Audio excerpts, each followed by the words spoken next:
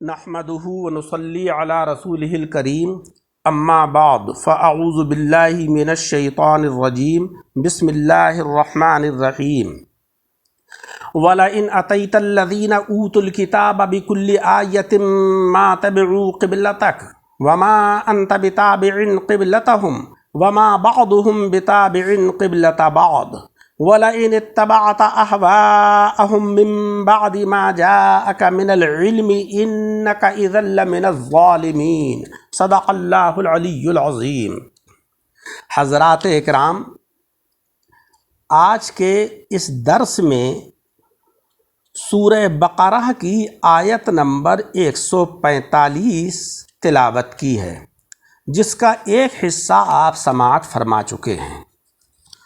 اس آیت کریمہ میں اللہ رب العزت نے جناب نبی اکرم صلی اللہ علیہ وسلم کو خطاب فرمایا اور تسلی دی ہے کہ آپ یہ خیال نہ فرمائیں کہ ان دلائل اور سوال و جوابات سے یہ ضدی پادری اور ہٹ دھرم یہودیوں کے راہب ایمان لے آئیں گے، کیونکہ آقا علیہ السلام کی یہ خواہش تھی کہ ہم ان کے سامنے دلائل پیش کریں، بینات پیش کریں، تاکہ یہ لوگ اسلام کے دائرے میں داخل ہو جائیں۔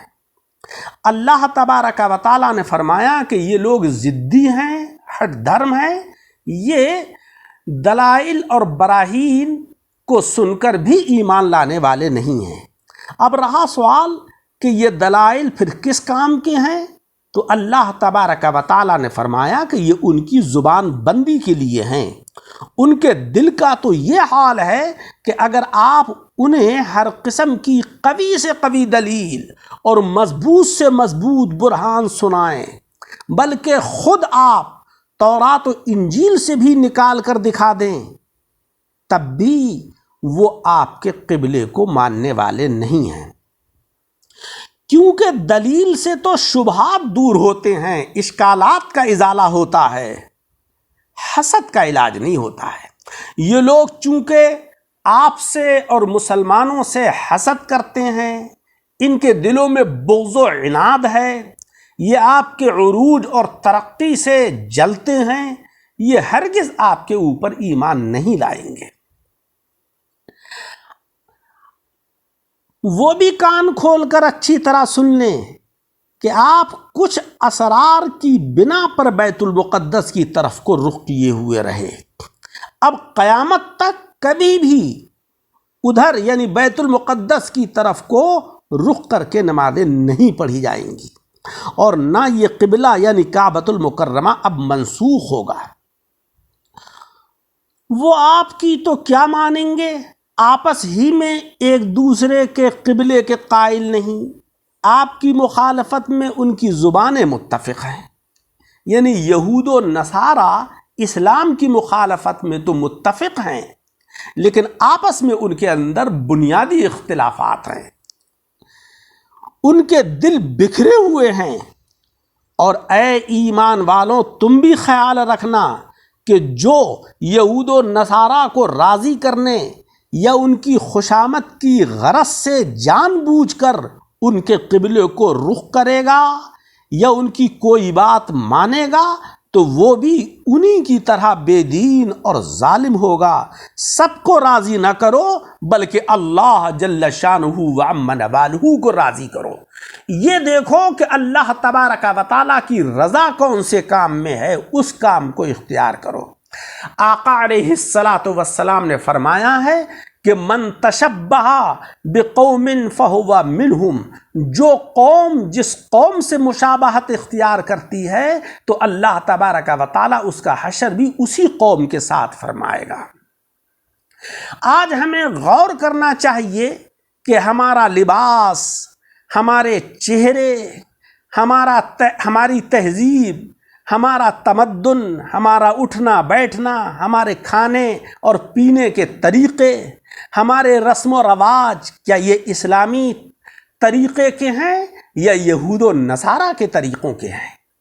اگر یہود و نصارہ کے طریقوں سے میل کھاتے ہیں تو ہمیں رجوع کرنا چاہیے اسلامی طریقوں کی طرف کو، اور اللہ تبارک و تعالیٰ سے معافی مانگنا چاہیے، توبہ کرنا چاہیے کہ الہی ہم سے کوتاہیاں اور غلطیاں ہوئی ہیں، ہم ہرگز بھی ان قوموں کی پیروی نہیں کریں گے، بلکہ ہم اتباع کریں گے جناب احمد مجتبی محمد مصطفیٰ صلی اللہ علیہ وسلم کی۔ اللہ تبارک و تعالیٰ نے فرمایا ہے کہ لقد کان لکم فی رسول اللہ اسوۃ حسنہ، آقا علیہ الصلاۃ والسلام کی ذات گرامی آپ کے لیے بہترین نمونہ عمل رکھتی ہے، آپ کے طریقے کو اپنائیے، دنیا کے اندر بھی کامیابی اور آخرت میں بھی سرخروئی ہے۔ سامعین اکرام، اس آیت کریمہ سے ہمیں بہت سارے فوائد اور بہت ساری معلومات حاصل ہوئیں۔ پہلا فائدہ تو یہ ہے کہ مسلمانوں کے فرقے آپس میں بہت مخالف ہیں، مگر پھر بھی اہل کتاب سے کم ہیں۔ آج ہمارے اندر بہت سارے فرقے ہیں، بہت ساری جماعتیں ہیں، ہم فرقوں میں بٹے ہوئے ہیں، اس کے بعد برادریوں میں بٹے ہوئے ہیں، لیکن اس کے باوجود بھی اللہ کا شکر ہے کہ ہم توحید پر، قرآن عظیم پر، رسالت پر، ان سارے امور کے اوپر متفق ہیں۔ لیکن یہود و نصارہ اور جو اسلام کے خلاف لوگ ہیں وہ تو بہت سارے طبقات کے اندر بٹے ہوئے ہیں۔ ان لوگوں کو جو اسلام کے مخالفین ہیں وہ کسی ایک راستے کے اوپر متفق نہیں ہیں۔ کوئی کہتا ہے کہ آگ اور پانی وغیرہ جو ہیں ان کو ایک ہمارا معبود اپنے اختیار میں لیے ہوئے ہے، کوئی بت پرستی کے بالکل خلاف ہے، کوئی ان کو اپنا معبود مانتا ہے۔ عیسائیوں میں بھی یہی فیصلہ آج تک نہیں ہو سکا کہ حضرت عیسیٰ علیہ السلام نعوذ باللہ خدا کے بیٹے ہیں یا معاذ اللہ تیسرے خدا ہیں، یا خدا نے ان میں حلول فرما لیا ہے۔ اس بات کے اندر آج بھی ان کے اندر بڑا اختلاف ہے۔ اگر تحقیقات کی جائے تو سارے منکرین کا یہی حال ہے کہ وہ اصل الوہیت اور کتاب میں ہی ایک دوسرے کے مخالف ہیں، مگر لطف یہ ہے کہ شور و غل مسلمانوں میں زیادہ ہے اختلاف اور انتشار کا، اور ان میں اختلاف اور انتشار پتہ ہی نہیں چلتا، کیونکہ وہ سب کے سب متفق ہیں اسلام کے خلاف۔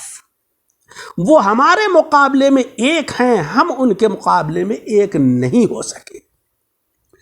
دوسرا فائدہ اس آیت کریمہ سے یہ ہے کہ جن صحابہ کرام نے قبلے کی تبدیلی کے بعد بے خبری میں کوئی نماز پہلے قبلے کی طرف پڑھ لی، یا اب جو مسلمان غلطی سے ادھر نماز پڑھ لیں، وہ اس آیت کی وعید میں داخل نہیں ہیں، یعنی گناہگار نہیں ہوں گے، کیونکہ یہاں پر دو قیدیں ہیں کہ ایک تو یہ ہے کہ جان بوجھ کر، اور دوسری یہ ہے کہ یہود و نصارہ کی اطاعت کی غرض سے اگر ایسی حرکت کی ہے تب وہ گناہگار ہوں گے۔ اس آیت کریمہ سے تیسری بات ہمیں یہ معلوم ہوئی کہ ضد اور حسد انسان کو کبھی کفر تک پہنچا دیتی ہے۔ اسی سے شیطان مارا گیا، کیونکہ وہ ضدی تھا، ہٹ درم تھا۔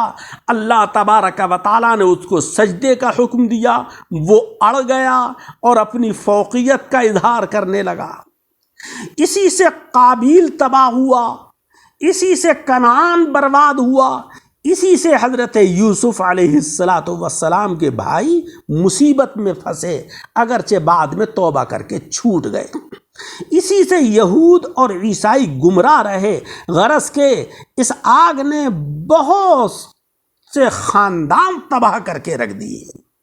اسی کی وجہ سے آج مسلمانوں میں خانہ جنگیاں جاری ہیں، گھر گھر اختلافات ہیں، ایک بھائی دوسرے بھائی کی ترقی کو دیکھ نہیں پا رہا ہے حسد اور بغض کی وجہ سے، ایک خاندان دوسرے خاندان کے عروج و ارتقاء کو برداشت نہیں کر پا رہا ہے حسد کی وجہ سے۔ آج ہم دیکھتے ہیں کہ مسلم ممالک کی بڑی تعداد ہے، بڑے اسباب اور وسائل ان کے پاس ہیں، طاقتور فوجیں بھی ان کے پاس ہیں، مگر محض آپس میں دست و گریباں ہیں۔ دشمنان اسلام کے خلاف ان کے پاس کوئی قوت کے اظہار کا موقع ہاتھ نہیں آتا، کہیں پر وہ اپنی طاقت کا مظاہرہ نہیں کرتے۔ مسلمانوں کے اوپر مظالم ہو رہے ہیں اور یہ تماشائی بنے رہتے ہیں۔ اس آیت کریمہ سے ہمیں ایک بات یہ معلوم ہوئی کہ ایمان اور ہدایت کی معرفت یہ خاص عطیہ ربانی ہے جو اس کے کرم سے نصیب ہوتا ہے، محض علم اور دلائل سے ایمان نہیں ملتا۔ دیکھیے علماء یہود کے متعلق ارشاد ہوا کہ اگر آپ انہیں ہر قسم کے قول، ہر قسم کے اعمال، ہر قسم کے علوم اور بہت سارے دلائل سنائیں اور دکھلائیں، معجزات بھی ظاہر کریں، اور ان کے پاس تورات اور انجیل کا علم بھی ہے، مگر ان سب کے باوجود یہ ایمان نہیں لائیں گے۔ جو معجزات دیکھ کر حضرات صحابہ کرام ایمان لائے، وہی معجزات ابو جہل وغیرہ نے بھی دیکھے تھے، مگر وہ ایمان نہیں لایا۔ دلائل مضبوط ستون کی طرح ہیں جو آتشی ہتھیاروں اور دوسرے آلات سے ٹوٹ سکتے ہیں۔ اگر ایمان کی چھت محض دلائل کے ستونوں پر قائم ہو تو گر جانے کا اندیشہ ہے۔ اس چھت کو عشق و محبت کے ستونوں پر قائم کرو۔ یہ دلائل غذا اور دوا کی طرح ہیں، اگرچہ مفید تو ہیں مگر مستقل مفید نہیں۔ اصل شے جو ہے وہ اللہ جل شانہ و عم نوالہ کا کرم ہے اور آقا علیہ السلام کی سچی محبت دل کے اندر ہے۔ جس کے دل میں اللہ اور اس کے رسول کی محبت ہوتی ہے تو اس کا ایمان پختہ ہوتا ہے اور اس کے اندر عملی بیداری بھی پیدا ہوتی ہے۔ اللہ تبارک و تعالیٰ سے دعا ہے کہ مولا رب العزت ہمارے دلوں کے اندر کامل ایمان عطا فرمائے اور ہمارے قلوب کو عشق و محبت سے لبریز فرمائے اور صراط مستقیم کے اوپر قائم و دائم فرمائے۔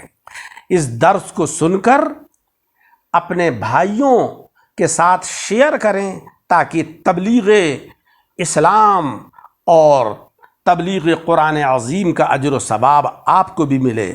ہمارے چینل دعوت حق درس قرآن کو شیئر کریں اور اس کو لائک کریں اور سبسکرائب کریں۔